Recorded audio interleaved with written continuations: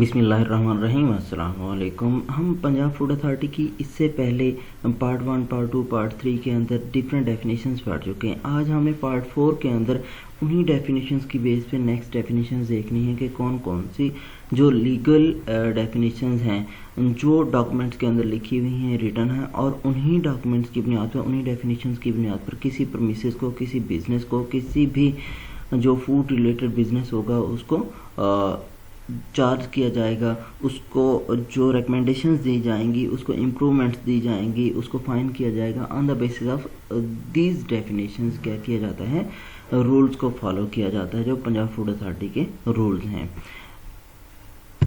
अच्छा, अब देखें हमारे पास एंटी फोमिंग एजेंट क्या होगा पंजाब फूड अथॉरिटी की टर्म्स के अंदर, पंजाब फूड अथॉरिटी की बेसिक डेफिनेशंस के अंदर। कोई भी सब्सटेंस जो क्या करता है, फोमिंग को प्रिवेंट करता है। जैसे मिल्क है, मिल्क के ऊपर आप झाग देखते हैं। इसी तरीके से हमारी और भी बहुत सारी रेसिपीज़ हैं, बहुत सारी प्रोडक्ट्स हैं जिनके ऊपर क्या होती है, ये झाग बन जाती है।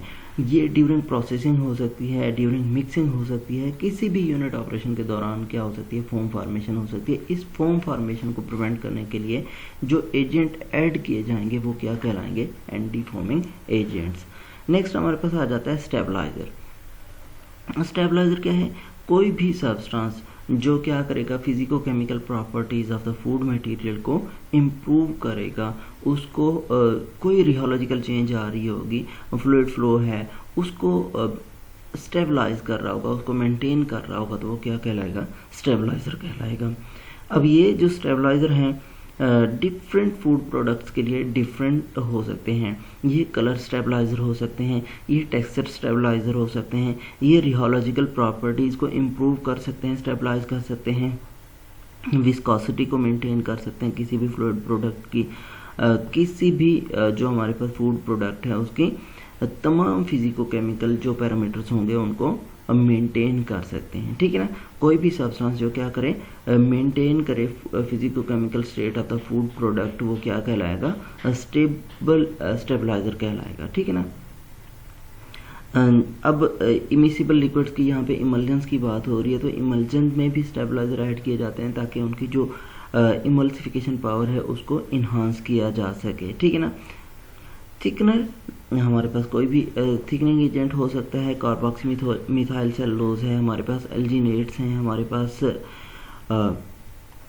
गम्स हैं, उनमें हमारे पास गम अरेबिक हो सकता है, ग्वार गम हो सकता है। डिफरेंट जो गमी मटेरियल हैं जो एज अ थिकनर ऐड होते हैं वो क्या होंगे, थिकनर होंगे। इसमें वाइड वैरायटी ऑफ थिकनर्स आ जाती है। याद रखें वो थिकनर्स होंगे जो हलाल सोर्स से आ रहे होंगे। फूड अथॉरिटी की डेफिनेशंस के अंदर हमेशा थिकनर्स जो होंगे वो हलाल सोर्स के थिकनर्स होंगे। हराम सोर्स से जो थिकनर्स हासिल होंगे वो कभी भी काउंट नहीं किए जाएंगे और वो इलीगल रिक्वायरमेंट्स के अंदर आ जाते हैं। इलीगल जो होंगी मतलब कि वर्जन के अंदर आ जाते हैं, कंट्रोवर्सी के अंदर आ जाते हैं और उस पर क्या होगा, फाइन होगा। जेलिंग एजेंट क्या होंगे, कोई भी सब्सटेंस जो क्या करे, जेलिंग प्रॉपर्टी प्रोवाइड करे किसी भी फूड मटेरियल को। जैसे जेलिंग एजेंट्स में हम जिलेटिन की बात कर लेते हैं, हम और भी डिफरेंट जेलिंग एजेंट्स हैं जो फूड के अंदर यूज़ होते हैं to modify rheological property, gel formation के लिए जेलीज के अंदर यूज़ हो रहे होते हैं या डिफरेंट और प्रोडक्ट्स के अंदर। एसिडिटी रेगुलेटर, अब एसिडिटी रेगुलेटर और बफर सॉल्यूशन के अंदर जो मेजर डिफरेंस है, बफर सॉल्यूशन क्या करता है, एक स्पेसिफिक पीएच रेंज के अंदर जो चेंज होता है उसको इनहिबिट करता है। एसिडिटी रेगुलेटर ऐसा सब्सटेंस होगा, अगर कहीं पे अल्कलिनिटी आ रही है तो उसको स्पेसिफिक पीएच पे लेके आएगा, अगर कहीं पे एसिडिटी बढ़ रही है तो उसको भी क्या करेगा, कंट्रोल करेगा। एसिडिटी रेगुलेटर क्या करेगा, कोई भी चेंज आ रहा होगा, अल्टर्स, ठीक है ना, ये क्या करेगा, अल्टर करेगा, चेंज करेगा किसी भी तरह की एसिडिटी के अंदर या अल्कलिनिटी के अंदर, दोनों चीज़ों को क्या कर रहा होगा, एक स्पेसिफिक पीएच रेंज के अंदर लेके आएगा। Anti caking agents, anti caking agents क्या होगा, कोई भी सब्सटेंस जो पार्टिकल्स की एग्रीगेशन को रोकेगा, जो पार्टिकल्स की अडहेरेंस को रोकेगा। ब्रेड के अंदर जैसे एंटी केकिंग एजेंट के तौर पर हमारे पास बेकिंग सोडा ऐड किया जाता है। ये टेक्सचर इम्प्रूवर भी होता है, एंटी केकिंग एजेंट भी होता है। इसी तरीके से डिफरेंट प्रोडक्ट्स के अंदर एंटी केकिंग एजेंट्स यूज़ होते हैं ताकि उनकी जो अडेरेंस है, जो उनकी एग्रीगेशन है, वो प्रिवेंट हो सके। बल्किंग एजेंट क्या होगा? कोई भी ऐसा सब्सटेंस जो फूड यूजेस के लिए नहीं बल्कि फूड का जो बल्क होगा उसको इम्प्रूव करने के लिए और बल्किंग प्रॉपर्टी प्रोवाइड करने के लिए ऐड किया जा रहा होगा, वो बल्किंग एजेंट होगा। यहाँ पे हमारे पास हम ब्रेड इम्प्रूवर ऐड करते हैं जैसे यीस्ट वगैरह हैं, तो ये उसका वॉल्यूम इंक्रीज कर देते हैं, बल्किंग एजेंट का काम करते हैं। ये हमारे ईटिंग पर्पज़ के लिए यूज़ नहीं होते, ना एनर्जी कंट्रीब्यूशंस के लिए यूज़ होते हैं। नेक्स्ट हमारे पास आ जाते हैं फिर्मिंग एजेंट्स। फिर्मिंग एजेंट्स क्या है? कोई भी सब्सटेंस जो क्या करे टिश्यूज़ को, फ्रूट्स और वेजिटेबल्स के आपस में उसको मजबूती से जोड़ रखे और उसको क्रिस्पी स्ट्रक्चर प्रोवाइड करें। जैसे डिफरेंट शुगर सॉल्यूशंस हैं, फिर्मिंग एजेंट के तौर पर यूज़ किए जाते हैं। इन शुगर सॉल्यूशंस की कोटिंग क्या कर देगी? उनकी जो आउटर कवरिंग है, जो पील है, उसको इम्प्रूव कर देगा। यह जो टिश्यू है फ्रूट या वेजिटेबल का, उसको क्या कर देगा? फिल्म कर देगा और क्रिस्पी स्ट्रक्चर प्रोवाइड करेगा और साथ ही जेलिंग प्रॉपर्टी प्रोवाइड कर रहा होगा, जेलिंग स्ट्रेंथ प्रोवाइड कर रहा होगा। तो इस तरीके से क्या है? फिर्मिंग एजेंट के तौर पर वो यूज़ होगा। ग्लेजिंग एजेंट्स हमारे पास वैक्सेस हो सकती हैं जो शाइनिंग सरफेस प्रोवाइड करती हैं, और शाइनी सरफेस प्रोवाइड करने के साथ साथ इनका टेक्नोलॉजिकल पर्पस जो होता है वो रेस्पिरेशन को कंट्रोल करना होता है फ्रूट्स और वेजिटेबल्स के अंदर। जब उनकी क्या की जाती है? ग्लेजिंग की जाती है या वैक्सिंग की जाती है, तो उससे क्या होगा? उनके जो अंदर गैसियस इन्वायरमेंट है वो चेंज नहीं होगा, मिनिमम चेंज होगा। जब गैसियस इन्वायरमेंट चेंज नहीं हो रहा होगा तो उनकी इंजामेटिक एक्टिविटी ऑक्सीजन अंदर ना जाने की वजह से और कार्बन डाइऑक्साइड मूव आउट ना करने की वजह से, कार्बन डाइऑक्साइड बिल्ट अप होने की वजह से क्या हो जाएगा? उनकी जो कीपिंग क्वालिटी है, शेल्फ लाइफ है, वो बढ़ जाएगी। ठीक है ना? कोई भी सब्सटेंस जो हम क्या करते हैं external surface of the food पे अप्लाई करते हैं और उसको शाइनी अपीयरेंस देता है और प्रोटेक्टिव कोटिंग प्रोवाइड करता है, तो वो क्या कहलाएगा? ग्लेजिंग एजेंट कहलाएगा। गैसियस पैकेजिंग एजेंट, आप देखें गैसियस पैकेजिंग एजेंट जैसे हमारे पास ये कार्बोनेटेड बेवरेजेस के अंदर है, कार्बन डाइऑक्साइड ऐड की जाती है। इस कार्बन डाइऑक्साइड का एक टेक्नोलॉजिकल पर्पज़ माइक्रो ऑर्गेनिजम्स की ग्रोथ को प्रमोट ना करना है। ठीक है? और इसी तरीके से जो नाइट्रोजन है, नाइट्रोजन क्या करती है? जो हमारे पास पैक्ड जैसे लेज है इनके अंदर होती है, ये तो एक ऑक्सीजन फ्लशिंग के लिए यूज़ होती है ताकि ऑक्सीडेशन को प्रिवेंट किया जा सके, और दूसरा एनएरोबिक एनवायरनमेंट क्रिएट कर देगी। माइक्रो ऑर्गेनिजम्स उसको क्या करेंगे? ग्रो नहीं कर पाएंगे। तो गैसियस पैकेजिंग एजेंट कोई भी सब्सटेंस हो सकता है जो एरेटिंग एजेंट के तौर पर इस्तेमाल हो रहा हो या प्रोपेलेंट के तौर पर इस्तेमाल हो रहा हो स्टोरेज के अंदर या पैकेजिंग के दौरान डिफरेंट फूड आइटम्स के दरमियान। स्पेशली यहाँ पे फ्लूइड फूड की बात की गई है, या फिर ऐसा आइटम, ऐसा मटेरियल, ऐसा सब्सटेंस जो क्या हो सील्ड पैकेज में यूज़ हो ड्यूरिंग स्टोरेज। ठीक है ना? वही एग्जांपल मैंने आपको लेज की दी है। इसमें क्या की जाती है? नाइट्रोजन गैस फ्लश की जाती है ताकि ऑक्सीजन को रिमूव किया जा सके। बफरिंग एजेंट क्या होगा? ऐसा सब्सटेंस जो पीएच के अंदर चेंज आ रही होगी उस चेंज को क्या करेगा? कंट्रोल करेगा। एसिडिटी या अल्कलिनिटी को मेंटेन कर रहा होगा, उसके अंदर कोई चेंज नहीं आने देगा ड्यूरिंग प्रोसेसिंग स्टेप्स।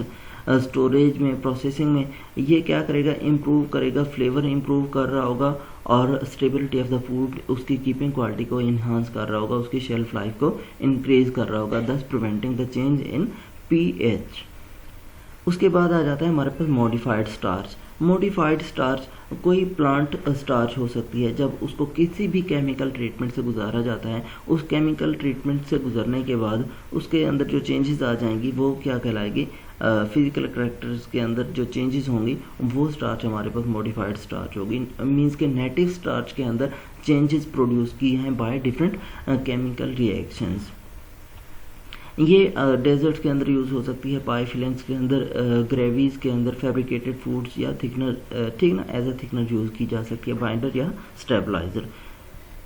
नेक्स्ट हमारे पास है ड्रग का मतलब क्या होगा? कोई भी सब्सटेंस, वो ग्रोथ प्रोमोटर हो सकता है, वो थेराप्यूटिक पर्पज़ के लिए यूज़ हो रहा हो, वो प्रोफाइलेटिक पर्पज़ के लिए यूज़ हो रहा हो। ठीक है ना? तो वो क्या कहलाएगा, ड्रग कहलाएगा।